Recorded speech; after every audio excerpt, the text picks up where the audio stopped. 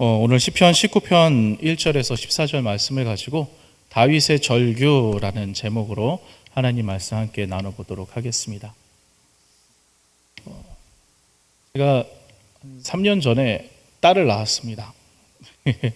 딸을 낳았는데요. 이 딸이 처음 태어났을 때 제 딸은 제가 누군지 몰랐어요. 사실 정확하게 얘기하면 별로 알고 싶지도 않았을 거예요. 그저 배고프다, 졸립다, 싸고 싶다 이거밖에 몰랐을 거예요. 그래서 저는 끊임없이 아이를 안고 이야기합니다. 아빠야, 아빠야, 아빠야. 제 아이는 저를 알고 싶지 않았을 거예요. 별로 그런 의지조차 없어요. 그냥 저는 계속해서 내가 아빠라는 것을 가르쳐 줍니다. 그랬더니 어느 순간부터 이 아이가 저를 보면서 아빠, 아빠 하고 부르더라고요. 그리고 계속해서 제가 아빠라는 것, 그리고 아빠가 어떠한 사람인지에 대해서 계속 알려줍니다. 오늘도 이제 선거하고 투표하고 들어가서 이제 좀 늘어지게 자고 싶은데 어쩔 수 없습니다. 아빠는 아이와 함께 나가서 시간을 맛있는 거 먹고 시간을 보내고 또 이렇게 시간을 보내다가 또 누구도 만났어요. 만나서 반갑게 인사도 하고 그러고 돌아왔습니다. 아이한테 물어봤어요. 기뻤니? 즐거웠어? 했더니 행복하다고 하더라고요. 끊임없이 아빠가 어떤 존재인지 대해서, 아빠가 누군지 어떠한 사람인지 대해서 계속 가르쳐줘요. 이걸 계시라고 해요. 여러분, 우리가 생각할 때 계시라는 건 뭐예요? 뭔가 이렇게 막 하고서는 눈가 뒤집고서는 이러는 게 계시라고 생각하는데, 신학적으로 말하자면 계시라는 것은 하나님이 자기 자신을 드러내시는 거예요. 다시요. 하나님이 자기 자신을 드러내시는 걸 계시라고 해요. 사람은 죄인이기 때문에 하나님을 알 수 있는 능력이 없어요. 아니, 하나님을 알고자 하는 의지조차 없어요. 그렇다면 사람은 어떻게 되겠습니까?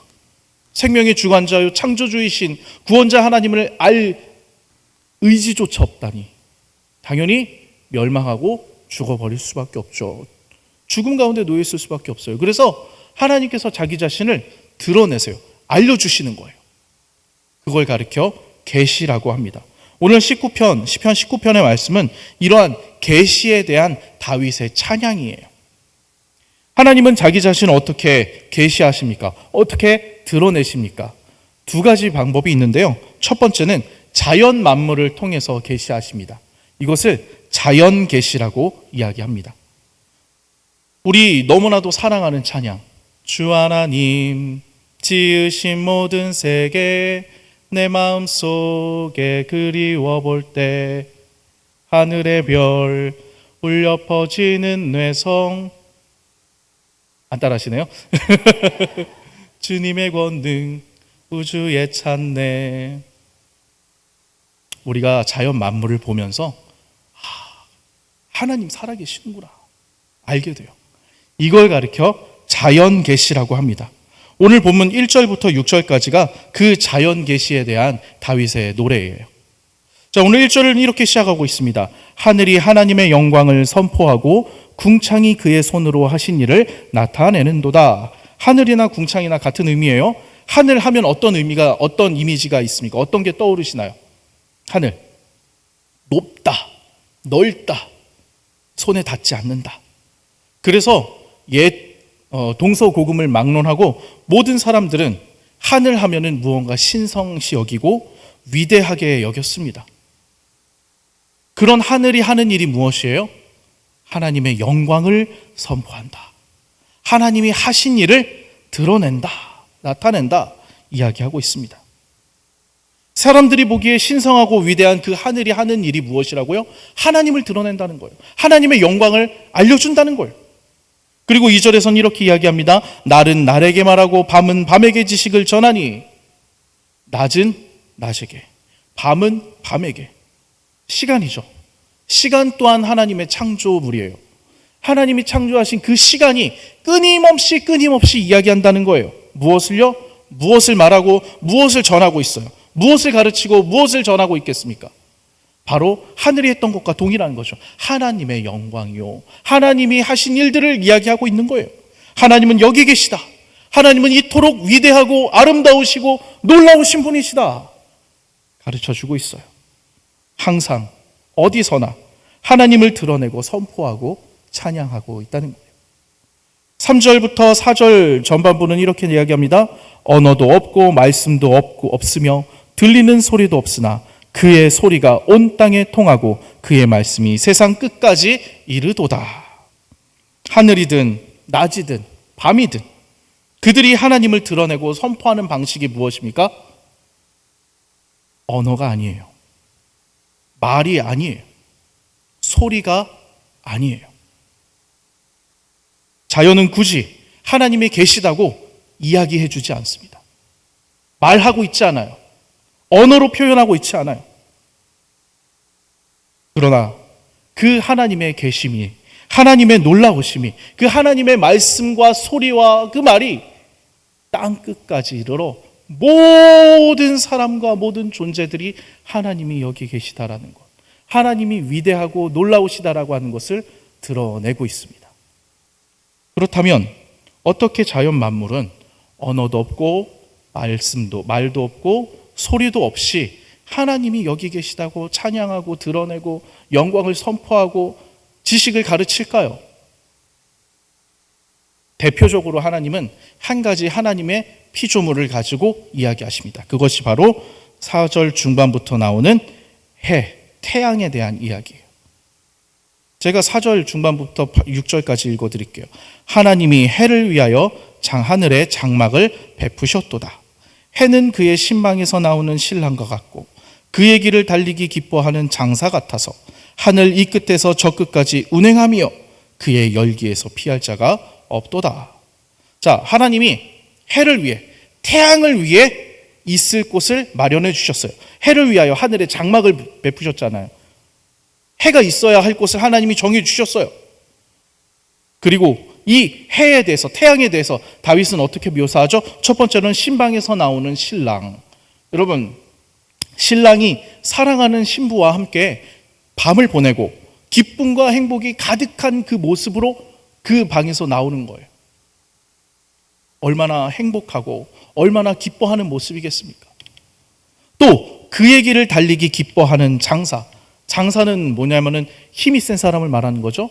장수라고도 할 수 있어요. 힘이 가득하고 센 사람인데 심지어 이 장수가 어떻게 해요? 자신에게 맡겨진 일을 기뻐하고 있는 거예요. 신랑이 신방에서 나온 것처럼 기뻐하고 있는 거예요. 또 어떻게 해요? 자신에게 맡겨진 그 일들을 기뻐하니 그 일의 지식도 그 일의 기술도 경험도 풍부한데 그 일을 기뻐하니 그 일이 얼마나 열정적이고 그 일이 얼마나 많은 사람들에게 효과적으로 전달되겠습니까? 그 일이 무엇입니까? 하늘 이 끝에서 저 끝까지 운행하는 거예요. 다시 정리해 볼게요. 하나님이 태양을 위해서, 해를 위해서 하늘에 장막을 베푸셨어요. 태양이 있어야 할 곳을 하나님이 정해 주시고 그에게 일을 맡기셨어요. 이 끝에서 저 끝까지 이르는 것. 그 일을 이 태양이 신방에서 나오는 신랑처럼 기쁘고 즐겁고 행복한 모습으로, 달리기를 기뻐하는 장수같이 즐거워하고 기뻐함으로 그 일을 열심히 수행한다는 거예요. 그러니 이 태양의 열기에서 피할 사람이 없다는 거예요. 단순히 뜨겁다는 얘기가 아니죠. 이 태양이 하나님에 대한 선포와 찬양을 하고 있는데 이 선포와 찬양에 대해서 피할 수 있는 사람이 없다는 거예요. 실제로 그러하죠. 하늘과 마찬가지로 동서고금을 막론하고 태양, 하늘의 해, 이걸 보고선 사람들은 신적인 존재로 생각했어요. 그래서 이집트의 가장 큰 신이 뭐예요? 라, 태양신이잖아요. 그래서 이집트의 왕을 태양신의 아들이라고 얘기하는 거잖아요. 태양은 아주 신성한 존재예요. 그런데 그 태양에 대해서 사람들은 찬양하고 노래하고 신성시 여기는데, 그렇게 신성시 여기고 찬양하는 그 사람들이 하나님을 몰라도 신성시 여기고 찬양하니 하나님을 찬양하고 있는 거예요. 그들은 그 존재가 어떤지도 모르면서 그것을 가리켜 와, 놀랍다, 아름답다, 위대하다, 하나님을 찬양하고 있는 거예요. 모든 사람이 그 열기에서 피할 수 없습니다. 자연이 하나님을 드러내는 방법이 무엇입니까? 방금 말씀해드린 태양이 하는 방법과 동일해요. 하나님이 정해주신 그 장소에서 하나님이 그에게 부여하신 그 일들을 기뻐하고 즐거워함으로 열심을 내서 충성되이 지켜나가며, 그래서 하나님이 여기 계시다, 하나님이 위대하시다, 하나님은 놀라우신 분이시다 드러내고 이야기한다는 거예요. 모든 존재가 그래서 하나님의 영광을 자기도 모르는 사이에 찬양하게 만든다는 거예요. 이렇게 하나님께서는 자연 만물을 통해 자기 자신을 드러내십니다. 이것을 가리켜 자연 계시라고 말씀드렸어요. 그렇다면 자연 계시 말고 또 다른 계시가 있겠죠? 그것은 바로 특별 계시예요. 특별 계시. 여러분, 특별 계시가 뭘까요? 여러분 앞에 놓여 있는 요거요. 하나님 말씀. 이게 특별 계시예요. 하나님은 하나님의 말씀을 통해 하나님 자신이 역사의 주관자이시며 구원의 하나님이시라는 것을 드러내십니다. 이 계시, 특별 계시는 누구에게 주시는 거예요? 마찬가지로 사람들에게 주시는 거예요. 하나님에 대해서 알 수 없고 알 능력도 없고 알 의지조차 없기 때문에 하나님께서 자기 자신을 특별 계시를 통해 드러내십니다. 7절부터 9절까지는 이 특별 계시에 대한 이야기들을 다루고 있어요. 여기서 나오는 7절부터 9절까지 여호와의 율법, 여호와의 증거, 여호와의 교훈, 여호와의 계명, 경외하는 도, 여호와의 법, 다 하나님의 말씀이라고 하는 의미예요. 자, 그런데 이 하나님의 말씀은 어떻습니까? 영혼을 소성시키죠. 생기를 돋돋아 줍니다. 여호와의 증거는 우둔한 자를, 어리석은 자를 지혜롭게 만듭니다. 하나님의 말씀은 진정한 기쁨이 무엇인지 알게 해줍니다. 하나님의 그 계명, 하나님의 말씀은 사람의 눈을 밝혀주어서 보지 못하는 걸 보게 만들어줘요. 그래서 생명이 있고 지혜가 있고 기쁨이 있고 발음이 무엇인지 알게 해준다는 거예요. 하나님을 경외하는 도와 하나님의 그 율법은, 법은 그렇기에 영원하고 한결같이 바릅니다. 믿으십니까? 하나님의 말씀을 통해서 우리는 그렇게 될 수 있어요. 그래서 10절에서 이렇게 이야기합니다. 금 곧 많은 순금보다 더 사모할 것이며 꿀과 송이꿀보다 더 달도다. 여러분, 금보다 귀한 하나님 말씀. 여러분, 이거 제가 가죽으로 돼 있어가지고 기독교 서점 가니까 4만 원에 샀어요. 이거 똑같은 무게로 금이 된다면은, 금을 갖다 놓는다면 여러분 어떤 거 가지시겠습니까?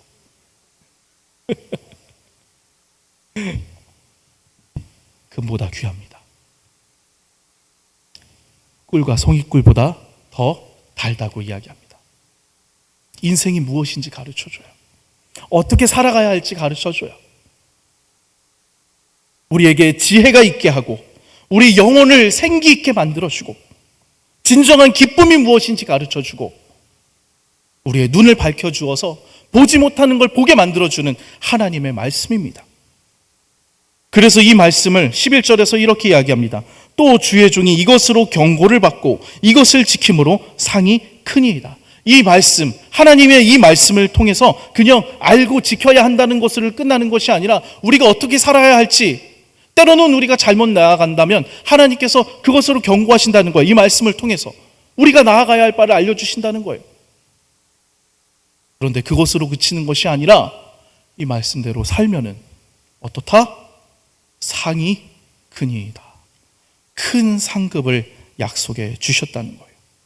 우리는 이제 이 말씀을 따라서 살아감으로 하나님께서 약속해 주신 그 상급을 누리며 살면 됩니다. 자, 계시는 두 가지가 있다고 말씀드렸어요. 자연 만물을 통해서 하나님을 드러내는 자연 계시. 하나님의 말씀을 통해서 우리에게 주시는 특별 계시. 계시 두 가지 다 이야기했죠. 그러면 이 찬양은 여기서 끝마치면 완벽합니다. 그런데 오늘 말씀은 여기서 그치고 있지 않아요. 다윗은 새로운 국면으로 노래를 이어가고 있습니다. 다윗은 이 계시들을 보면서 자기 자신을 보는 거예요. 이제 12절 자기 허물을 능히 깨달을 자 누구리요? 나를 숨은 허물에서 벗어나게 하소서. 무슨 말이에요? 자기 허물을 깨달을 자 누구리요?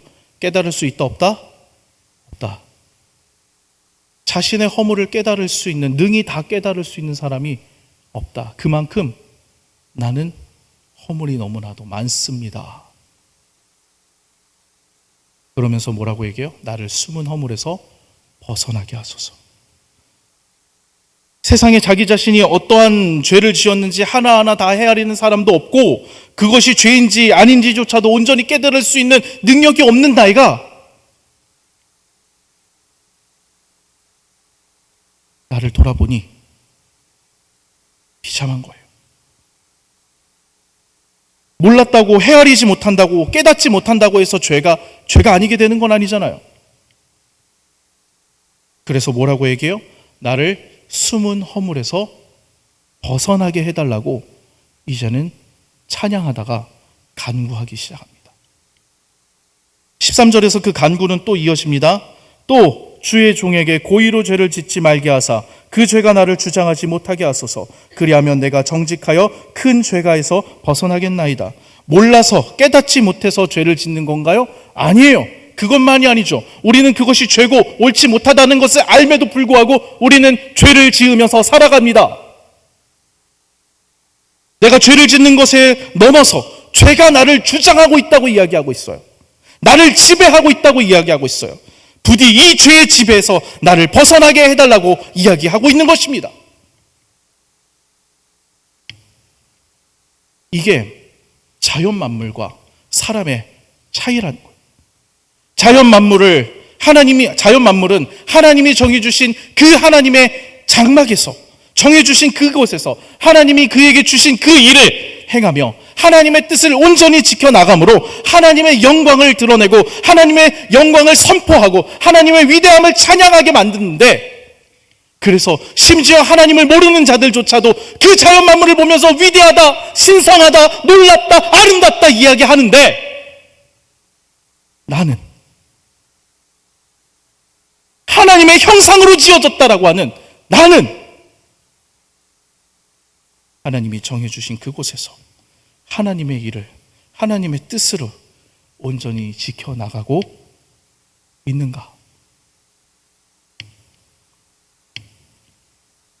자연은 하나님이 부여해 주신 그 법칙을 지키고 끝나지만 사람은 그것을 지키면 상급을 주신댔는데 나는 지키고 있는가? 상은커녕 끊임없는 경고가 내 삶을 에워싸고 있는 것이 현실이에요. 저 지성도 지혜도 없는 것들이 자신들에게 주어진 자연 법칙을 따라 그저 그 주신 그곳에서 그 일을 행함으로 하나님의 영광을 드러내는데, 하나님의 형상으로 창조되어 하나님의 지혜와 지식을 일부라도 공유하고 있는 내가 나에게 주어주신 그 말씀을 따라, 그 율법을 따라, 그 교훈을 따라 살아가고 있지 않다는 거예요. 하나님의 영광을 드러내기는커녕 가리우고 있다는 거예요. 이 말씀처럼 금보다 귀하다, 송이꿀보다 달다 이야기하지만 그 말씀을 알 의지도 없고 지킬 의지도 없는 것 아닌가? 우리는 머리로 충분히 다 알고 있습니다. 이 말씀이 금보다 귀하다는 것, 송이꿀보다 더 달다는 것, 이 말씀이 우리의 죄를 지적하고 경고하고 우리에게 푸짐한 상을, 말도 안 되는 놀라운 상급을 약속하고 있다는 것, 그런데 내가 죄의 노예가 되었기에 이 말씀을 멀리할 수밖에 없다는 것을, 그래서 다윗은 이 시편의 마지막 부분에 하나님의 두 계시를 찬양하고 나서 기도하는 거예요. 간구하는 거예요. 나를 숨은 죄에서 벗어나게 하소서. 고의로 죄를 짓지 말게 하사 그 죄가 나를 지배하지, 주장하지 못하게 하소서. 그리고 이어지는 다윗의 마지막 기도가 14절 말씀입니다. 우리 14절 말씀을 다 같이 한번 읽어볼까요? 시작. 나의 반석이시요 나의 구속자이신 여호와여, 내 입의 말과 마음의 묵상이 주님 앞에 연락되기를 원하나이다. 여기서 다윗이 이야기하고 있는 나의 입술의 말과 나의 입의 말과 내 마음의 묵상이 무엇이겠습니까? 살아가면서 원하는 소원이 아니겠죠? 앞에 이야기를 보면 이거예요. 주님, 나를 숨은 죄에서 벗어나게 해주세요. 제발 내가 고의로 죄를 짓지 않게 해주세요. 죄가 나를 지배하지 못하게 해주세요. 이것을 기도하고 있는 거예요. 이게 다윗이 입에 있는 그 말이고 그 마음의 묵상이었어요. 그런데 이 구절을 히브리어 원어로 보면요, 한글 성경과 순서가 바뀌어 있습니다. 원래는 이렇게 되어 있어요. 이렇게 시작되어야 돼요. 내 입의 말과 마음의 묵상이 주님 앞에 연락되기를 원하나이다. 나의 반석이시요 나의 구원자이신 여호와여. 도치법이죠. 문장의 순서를 바꿔버리는 거예요. 그래서 강조점을 무엇인지 보여주는 거예요. 강조점이 어디 있는 거예요? 나의 반석이요 나의 구원자이신 여호와여. 우리는 이 마지막 구절을 가지고 신나는 찬양으로 부르죠. 나의 입술의 모든 말과 나의 마음의 묵상이 주께 연락되기를 원하네. 생명이 되신 주, 반석이 되신 주. 그런데 사실 이 시편을 보면은 마지막 구절은 신나고 즐거운 내용이 아니에요. 한편으로는 자연을 바라보며 자연을 통한 하나님의 계시, 자연 계시를 통해 하나님을 바라봅니다. 그 자연 만물이 하나님을 어떻게 드러내는지, 찬양하는지 발견합니다. 또 다른 한편으로는 특별 계시로 말씀을 통해서 하나님의 계시를 바라봅니다. 그러나 발견할 수 있는 것은 무엇이다?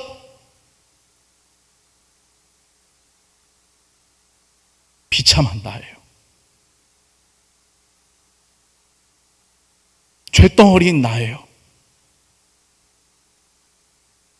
그렇기 때문에 이 계시에 대한 찬양과 노래는 갑자기 하나님을 부르짖는 간절한 기도로 변하고 있는 것입니다. 유일한 소망이 되신 하나님께서 나를 어떻게 좀 도와주셔서 나로 하나님의 뜻을, 하나님의 영광을, 하나님의 위대하심을, 하나님의 놀라우심을 드러낼 수 있는 존재로 좀 만들어 달라고, 나를 새롭게 좀 해달라고,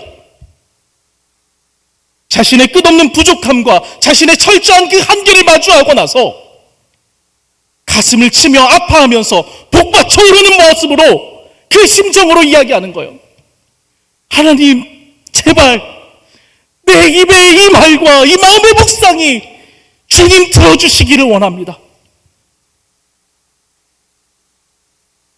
나를 돌아보니 내게는 악함밖에 없습니다. 내게는 아무런 소망이 없다는 걸 깨닫습니다. 제발 나를 이 끔찍한 죄에서, 이 끔찍한 비참함에서부터 주님 나를 구원해달라고, 나의 입술의 이 말과 마음의 묵상이 주님 제발 나를 도와달라고, 나의 반석이요 나의 구원자이신 여호와여 하고 절규하고요 마치고 있습니다.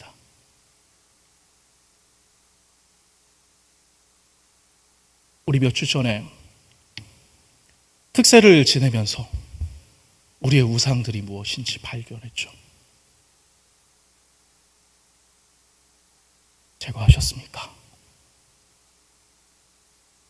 저는 아니더라고요. 매일매일 결단하는데 작심 삼일이 아니라 작심 3시간도 안 되더라고요. 연약하다. 내게 진짜 소망이 없구나. 그래서 다시 하나님께 매달리는 겁니다. 그래서 다시 절규하는 겁니다. 그랬더니 하나님이 이렇게 말씀하십니다. 내 이름으로 일컫는 내 백성이 그들의 악한 길에서 떠나 스스로 낮추고 기도하여 내 얼굴을 찾으면 내가 하늘에서 듣고 그들의 죄를 사하고 그들의 땅을 고치리라.